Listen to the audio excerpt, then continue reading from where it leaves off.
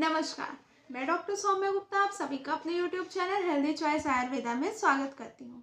खराब जीवन शैली की आदतों के कारण गर्भाशय बहुत ज़्यादा कमज़ोर होता जा रहा है, लेकिन एक स्वस्थ बच्चे को जन्म देने के लिए गर्भाशय का स्वस्थ होना साथ ही साथ उसका मजबूत होना बहुत ज़्यादा ज़रूरी है। महिलाओं के शरीर में उम्र बढ़ने के साथ साथ कई तरह के बदलाव देखने को मिलते हैं। हार्मोन चेंजेस एक ऐसे प्रकार की दिक्कत है जो कि हर महिला को कहीं ना कहीं झेलने को मिलती है और ये गंभीर परिणाम भी देती है। आजकल महिलाओं में इनफर्टिलिटी की दिक्कत बहुत ज़्यादा बढ़ गई है। वैसे तो इसके पीछे कई कारण जिम्मेदार हो सकते हैं, लेकिन इसके पीछे कमज़ोर बच्चेदानी सबसे बड़ा एक कारण भी होता है। कमज़ोर बच्चेदानी के कारण महिलाओं को प्रेग्नेंट होने में तो दिक्कत होती ही होती है, साथ ही साथ मिसकैरेज का खतरा भी बहुत ज़्यादा बढ़ जाता है। आज हम आपको कमजोर बच्चेदानी के लक्षण और कारण बताने के साथ साथ उसको दुरुस्त करने के तरीके भी बताएंगे। गर्भाशय को मजबूत करना आखिर क्यों जरूरी है? आप सभी जानते हैं कि गर्भाशय में एक बच्चे को रहना होता है, एक नन्ही सी जान को उसमें रहना होता है। अगर गर्भाशय पूर्ण रूप से स्वस्थ नहीं होगा, अगर वो रोगग्रस्त होगा, तो वो आपके बच्चे पर असर पड़ेगा उस चीज का। बच्चा या तो बीमार होगा, या तो आपको बच्चा या आपका नहीं बच पाएगा, बच्चेदानी में खत्म हो जाएगा, मिसकैरेज हो सकते हैं। ऐसी बहुत सारी चीजें हो सकती है अगर गर्भाशय आपका मजबूत ना हो, गर्भाशय आपका स्वस्थ ना हो।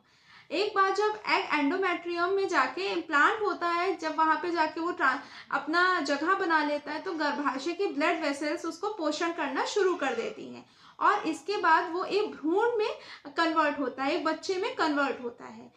अब इस दौरान कई चीजें आपके गर्भाशय के ठीक से काम नहीं करने का कारण भी बन सकती है, जैसे अनियमित मासिक धर्म हो गया, गर्भाशय में कोई भी प्रकार का फाइब्रॉइड या रसौली या कुछ भी ऐसा है, तो वो आपके बच्चे को, वो आपके भ्रूण को निर्माण करने में बहुत सारी दिक्कतें कॉज कर सकता है। अब हम बात करते हैं लक्षणों की। आखिर कमजोर गर्भाशय के क्या क्या लक्षण होते हैं? सबसे पहला, कमजोर गर्भाशय से क्या होगा कि आपके कमजोर शरीर रहेगा, आपका शरीर में हमेशा वीकनेस बनी रहेगी। योनि से मतलब वेजाइना से हमेशा ब्लीडिंग होती रहेगी। पेशाब करते समय आपको दर्द होगा या फिर जलन जैसी महसूस होगी। यूरिन पर बिल्कुल भी आपका नियंत्रण नहीं रहेगा, वो कभी भी कहीं भी अपने आप यूरिन पास हो जाएगी, रिटेंशन ऑफ यूरिन होने लगेगा। फिर आता है योनि से सफेद पानी, जिसे हम ल्यूकोरिया भी कहते हैं। ऐसी दिक्कतें भी देखने को मिल सकती हैं। ज्यादा डिस्चार्ज होने लगेगा, योनि और योनि के पास में जकड़न सी होगी, कॉन्ट्रैक्शन सा बना रहेगा। शारीरिक संबंध बनाते समय आपको दर्द महसूस होएगा। सही से खाना नहीं पचना, कमजोर रहना, ये सब भी आपको लक्षण देखने को मिलेंगे। अब हम बात करेंगे कि आखिर बच्चेदानी कमजोर क्यों होती है, बच्चेदानी के कमजोर होने में कारण क्या क्या है। तो सबसे पहले बात करते हैं कि गर्भाधारण से लेकर प्रसव तक गर्भ को ही बच्चेदानी में रहना है, यानी गर्भाशय में रहना है, जिसके कारण गर्भाशय का स्वस्थ होना बहुत ज्यादा जरूरी है। ये महिला प्रजनन प्रणाली का आधार बनाता है, लेकिन गलत खान पान व एक गलत लाइफस्टाइल के कारण यूट्रस जो होता है वो कमजोर हो जाता है। इसके अलावा महिलाओं में शारीरिक कमजोरी के कारण बच्चेदानी में भी कमजोरी आ जाती है। प्रसव के बाद भी बच्चेदानी, ऐसा नहीं कि प्रसव से पहले ही बच्चेदानी कमजोर हो, प्रसव के बाद में मतलब डिलीवरी के बाद में भी ऐसा होता है कि बच्चेदानी जो है वो कमजोर हो जाती है। मानसिक कमजोरी, आप कोई भी प्रकार का मेंटल स्ट्रेस ले रहे हो, आप मेंटली डिस्टर्ब हो, तो उस कारण से भी बच्चेदानी कमजोर होने का खतरा बना रहता है। बच्चेदानी का सिकुड़ना, आपके आगे गर्भाशय या फिर यूट्रस अगर आपका सिकुड़ गया है तो उसके कारण ही बच्चेदानी कमजोर हो सकती है। बाहरी या अंदरूनी चोट के कारण, बच्चेदानी में कोई भी प्रकार का फाइब्रॉइड सिस्ट या इन सब के कारण भी बच्चेदानी जो होती है वो कमजोर हो जाती है। पेट में दर्द होना, हमेशा थकान बनी रहना, कमजोरी आना, ये सब भी बच्चेदानी को कमजोर करने का कारण होता है। पेट के निचले हिस्से में लगातार दर्द का बना रहना, ये सब आपकी गर्भाशय या फिर बच्चेदानी को कमजोर करने में बहुत ज्यादा बड़ा रोल प्ले करते हैं और यही सब कारण होते भी हैं जिसके कारण गर्भाशय या बच्चेदानी या एक यूट्रस कमजोर होता है। अब हम बात करेंगे सेहतमंद गर्भाशय के लिए आखिर जरूरी क्या है। सेहतमंद गर्भाशय के लिए सबसे ज्यादा जरूरी है पोषक तत्वों से भरपूर डाइट और नियमित व्यायाम। शारीरिक रूप से सक्रिय ना रहना, एक्सरसाइज ना करने से गर्भाशय, जितने भी दूसरे हमारे रिप्रोडक्टिव ऑर्गन्स होते हैं, वो सब कहीं ना कहीं ब्लड सर्कुलेशन ना मिलने के कारण खराब होने लगते हैं।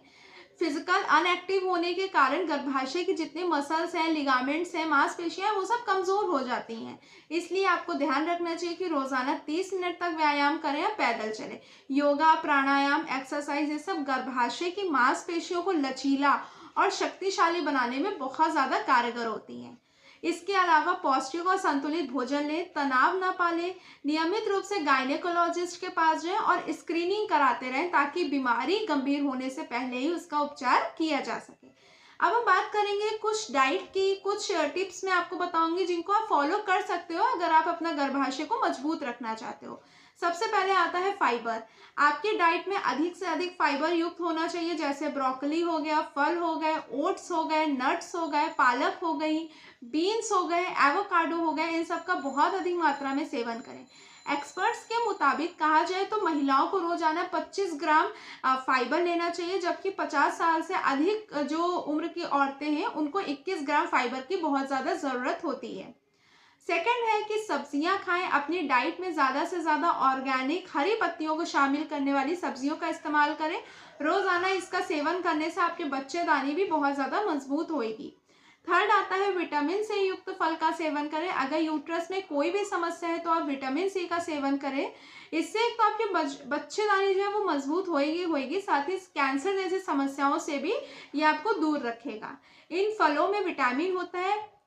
आपको बता दें कि जिस भी फल में बहुत ज़्यादा विटामिन होता है उस फल में क्या होता है, उसी फल का आपको सेवन करना चाहिए।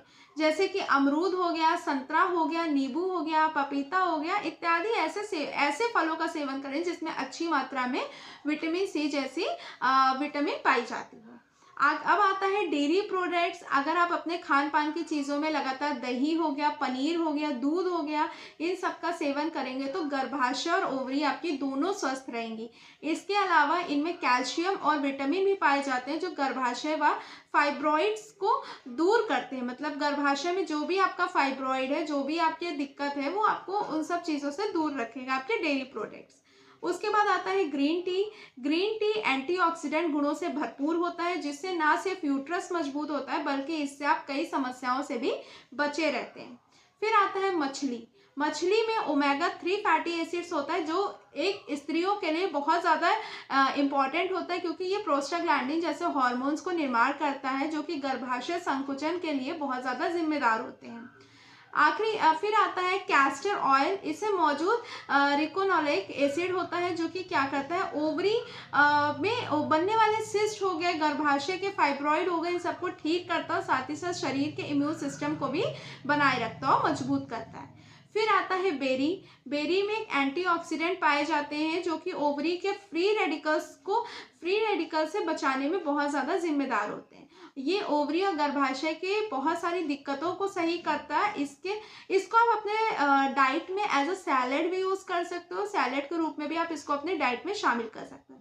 ड्राई फ्रूट हो गए, बीज हो गए, एंटीऑक्सीडेंट गुणों से भरपूर होते हैं और ये क्या करते हैं, एक तो ये गर्भाशय की कमजोरी हो गई, यूट्रस की कमजोरी हो गई, इन सबको दूर करते हैं। और ड्राई फ्रूट्स और बीज जो होते हैं ये बहुत सारे पोषक तत्वों से भरपूर होते हैं। ये आपकी ना कि यूट्रस या आपके सारे रिप्रोडक्टिव ऑर्गन्स को भी बहुत ज़्यादा मजबूत करते हैं। आखिरी आता है कि आयुर्वेद में इसका पूर्ण रूप से पक्का इलाज बताया गया है। 20 से 30 आप धुले हुए तिल ले लें, इसको जौ में पीसें, 40 ग्राम इसमें खांड मिक्स करें और 5 ग्राम की मात्रा में सुबह और शाम इसको शहद के साथ लें। इससे आपका गर्भाशय तो मजबूत होएगा और प्रसव के समय जो आपका दर्द होता है उससे भी आपको राहत मिलेगी। हेल्थ संबंधित ऐसे ही वीडियो देखने के लिए आप हमारे चैनल को ज़रूर से ज़रूर सब्सक्राइब करिएगा, लाइक करिएगा और ज़्यादा से ज़्यादा इसको शेयर करिएगा। Thank you.